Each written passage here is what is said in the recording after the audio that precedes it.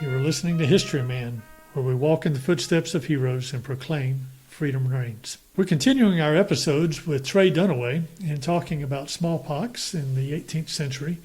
And we left off our last episode with the treatments of smallpox, physicians that were responsible for that, and variolation and engrafting, the differences in those two treatments and how they helped in the eradication of smallpox in the colonies. Well, you know, Eric, it's the same thing with our current situation. Right now, we're in FDA trials, right? Right. Which means that you've developed what you think is going to be a vaccine that'll work, but now we have to test it. We tested it on a small group. Now they're going to go test it on a larger population. So statistically, it will be significant to see how effective the vaccine is, if you need to repeat it, if it needs to be one, if you need to be two. It'll answer these questions, and it's all through a scientific process. And this is why it just takes time.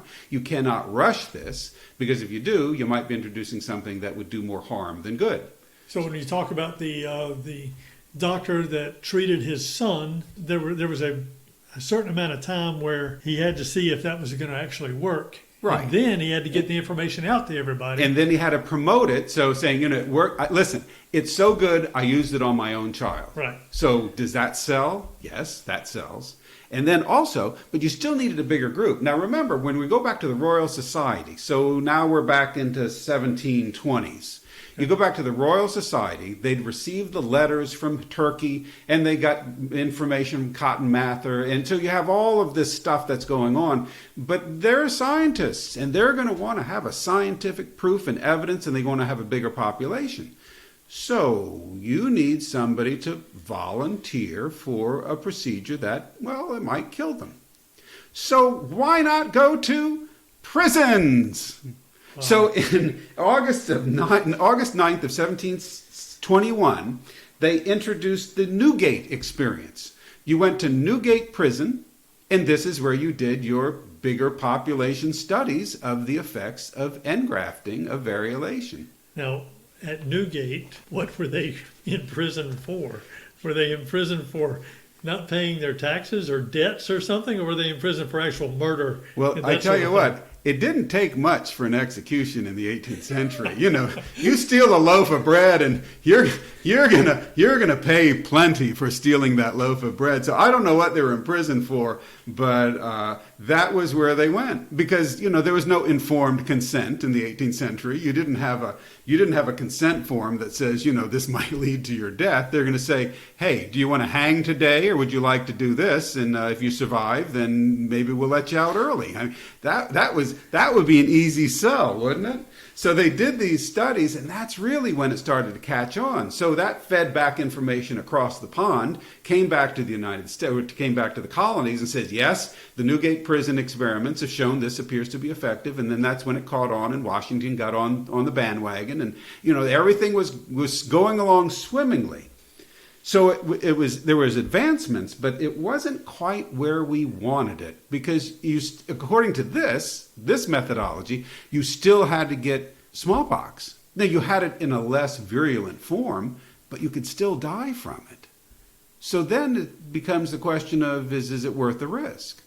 And today in our society, you've got to set that bar pretty high. It has to really be effective, which is why we do the slow testing now. It's not slow, it just takes time. There's no way around it.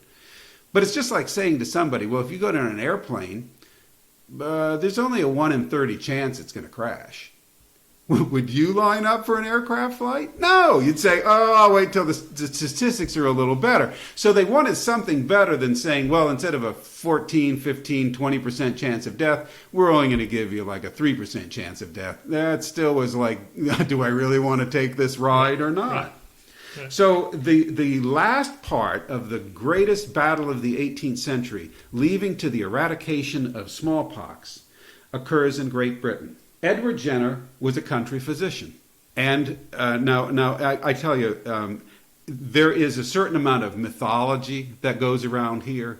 Okay. But because it's such a wonderful story, I will embrace all the mythology, because it came out the same way. And it came out of the most revolutionary breakthrough in modern medicine. I'm using the word modern for the first time. We're not talking about ancient Greeks talking about the ill humors in the body. No, we're talking about science that actually produced something even before the recognition of what a virus or a bacteria was. Okay. This is Edward Jenner's story.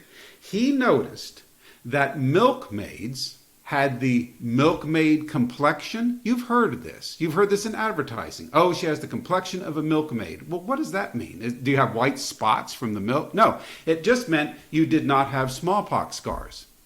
So your complexion was very nice. Okay. You were attractive. You didn't have scars on your face and all over your body. So he was wondering why. And again, trying not to separate myth from reality, the story is the same. He found out that milkmaids could get cowpox. Now, cowpox was a disease cows would get, and when the milkmaids would milk the cows, if they had a hangnail or an open area of skin on their hands that they were milking the milk from the cows, they would get a small infection of cowpox, which would stay localized on their finger or their skin or wherever they contacted the cowpox.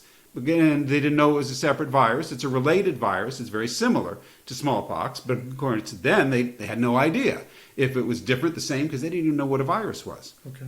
So through observation, he came up with a hypothesis. And the hypothesis is simple. If you get cowpox, you won't get smallpox. Okay. So how do you prove that? Well, what he did is he took a young woman, Sarah Nelms, and she was an infected milkmaid.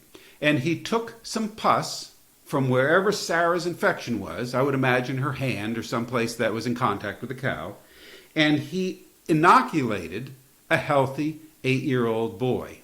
We don't know who that is. That's lost to history. And then he tried to variolate the boy. In other words, use the standard practice where you took a real smallpox purulence and you put it on the boy. And it would not take. In other words, the boy didn't have a reaction to the smallpox. So how did he treat the boy to begin with? He did an inoculation from Sarah Nelms, the infected milkmaid. So Sarah had cowpox on her hands. Right. And so he took pus from that cowpox, took that, put it into the young boy. Okay. Then he waited. Okay. And then after the little infection of wherever he broke the skin to put the infected cowpox in, he waited. And then he took a variolation. In other words, he took active smallpox virus in pus, and he put it into the young boy, and he didn't react. So he said, well, isn't that a curiosity? So then what he did... So he used live human... Of course. Human trials. And I think they had as many lawyers in the 18th century. They just didn't know they could sue people for this. Because now, you can't do anything without informed consent. But anyway, what he did is then he went directly to a cow with infected cowpox. He skipped the milkmaid. He went right to the cow. And he took that infected material and he inoculated William Summers, who was 5 years old, with the infected cowpox material. They had a reaction. They had a local reaction to William had a local reaction to that cowpox. So from that local reaction, he took pus and he put that pus on another young man, William Peel, who was 8 years old. He had a reaction to the cowpox, as you would expect. And then he took that 8-year-old's infected pus and he put that into several small children and adults. And that is the beginning of the end of smallpox. What he found was that by using the cowpox, it protected people from smallpox. And as with any change in human society, it met with great ridicule. Because they're cartoons showing Jenner and cows and making fun of him for this remarkable discovery. And through that remarkable discovery came the realization that this was the real deal. And that is the beginning of the smallpox vaccination. Now, there's special significance to that word, too. Do you speak Spanish? Poquito. Very little. What is a vaca It's a cow. Vacca is Spanish or Latin, I presume. I don't speak Latin. Like I don't vaquero would be cowboy. Yes. Right. So a vaca. So vaca nation, vaccination. That is where the word vaccination comes from. You don't realize that when you go in for your, flu shot, which is an influenza vaccine. And when the vaccine comes out for COVID, people aren't going to be saying, "Oh, was there a cow involved in this?" No, they're not going to do that. But that's where the whole word vaccination comes from. So further observations on the variolae vaccinae, or cowpox, was published in 1799 by Dr. Jenner, and in 1800 he wrote another paper entitled A Continuation of Facts and the Observations Relative to the Variolae Vaccinae, or cowpox. And that is the beginning of a new dawn. For the first time in human history, you could take a true scourge of human existence, responsible for the deaths of billions of people since the time of the ancient Egyptians, and defeat the virus. But it's 100 years, 200 years to today, correct?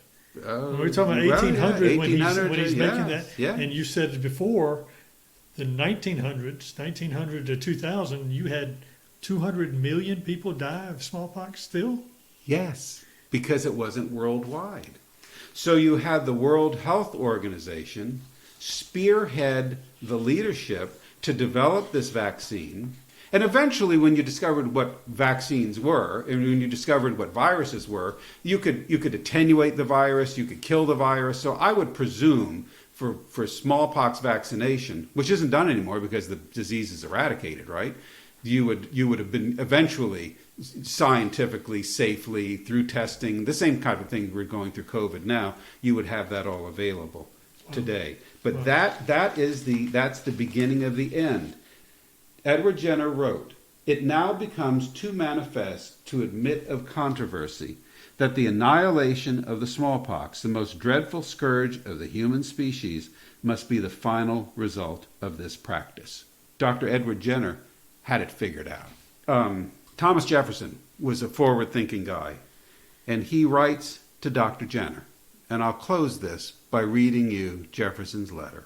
To Edward Jenner, Monticello, May 14, 1806. Sir, I have received a copy of the evidence at large respecting the discovery of the vaccination inoculation which you have been pleased to send to me, and for which I return you my thanks. Having been among the early converts in this part of the globe to its efficiency, I took an early part in recommending it to my countrymen. I avail myself of this occasion of rendering you a portion of the tribute of gratitude due to you from this whole human family. Medicine has never before produced any single improvement of such utility. Harvey's discovery of the circulation of the blood was a beautiful addition to our knowledge of the animal economy, but on a review of the practice of medicine before and since that epoch, I do not see any great amelioration which has been derived from that discovery. You have erased from the calendar of human afflictions one of its greatest. Yours is the comfortable reflection that mankind can never forget that you have lived. Future nations will know by history only that the loathsome smallpox has existed and by you has been extirpated. Accept my fervent wishes for your health and happiness and assurances of the greatest respect and consideration. Signed, Thomas Jefferson. Thank you, Trey. Appreciate that. Thank you, Eric. It's been delightful to come and talk with you today and to develop some parallels so people can see that epidemics are no big deal in the history of humanity, and we will continue to have them. Patience, time, testing, scientific approach, figuring out, make sure we don't do harm, will defeat this disease today, the COVID, in the same way Jenner defeated smallpox in his time. Thank you so much. Thank you.